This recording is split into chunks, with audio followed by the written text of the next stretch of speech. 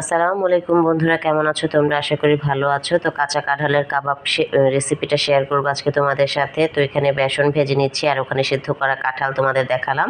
তো এর আগে কিন্তু আমি কাঁঠাল কীভাবে কাটবে, প্রসেসিং করবে, বছর জুড়ে সংরক্ষণ করবে সেটা দেখিয়ে দিয়েছিলাম। তো এই যে সিদ্ধ করা কাঁঠালগুলো আমি এখন ছেঁচে নিচ্ছি পাটায়। এটা কিন্তু আমার ফ্রোজেন কাঁঠাল। এটা তোমরা বছর জুড়ে রাখলে ঠিক মানে ফ্রোজেন ছাড়িয়ে তোমরা গরম পানিতে একটু ভাপ দিয়ে নিলে এরকম টাটকা কাঁঠালের মতো হয়ে যাবে।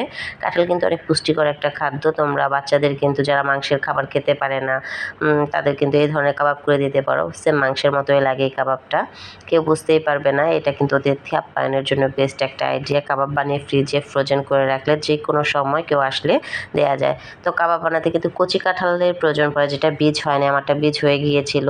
তো আমি দেখো মাংসের মতো ঝুরা ঝুরা করে ছেঁচে নিয়েছি আর বীজটা আলাদা করে এখন বেটে নেবো আধা ভাঙা করে। তো এখন বেটে নেওয়া হয়ে গেছে। এখন এটার মধ্যে মশলা অ্যাড করব। দিয়ে দেব হচ্ছে আদা রসুন বাটা আর কি 2 টেবিল চামচের মতো আদা রসুন বাটা দিয়েছি। পেঁয়াজ কুচি দিয়েছি। আমি কিন্তু কাঁচামরিচ কুচি এটার মধ্যে অ্যাড করি নাই, কারণ মুখে পড়লে বাচ্চাদের ঝাল লাগে। তো যাই হোক, এখন দিয়ে দিচ্ছি গরু মাংসের মশলা 4 টেবিল চামচের মতো।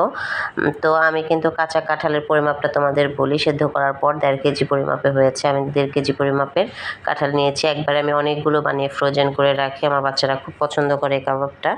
তো এখন দিয়ে দিচ্ছি গোলমরিচের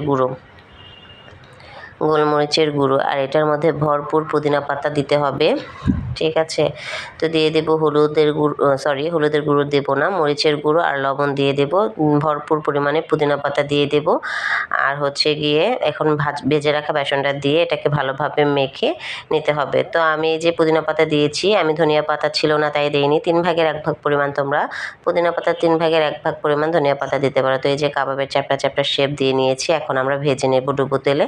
তো এই ভাজার কাজটা কিন্তু একেবারে লো হিটে করতে হবে। তেলটা গরম করে তারপর চুলার আঁচটা একেবারে কমিয়ে খুব ধীরে আঁচে এটাকে ভেজে নিতে হবে। তাহলে কি হবে, আমরা যে বেসনটা দিয়েছি বেসনের আর কোনো গন্ধ কাবাবে থাকবে না। তো এই যে লাল লাল করে ভেজে নিয়েছি, এখন আমরা তুলে নেব। এটা ভাত, পোলাও, তারপরে শুধু স্ন্যাক হিসেবে সস দিয়ে যে কোনোভাবেই তোমরা খেতে পারো। অসাধারণ লাগে এক কথায়। তো ভিডিওটি ভালো লাগলে অবশ্যই একটা লাইক দেবে আর রেসিপিটি বানালে আমাকে অবশ্যই কমেন্ট করে জানাবে। আল্লাহ হাফেজ।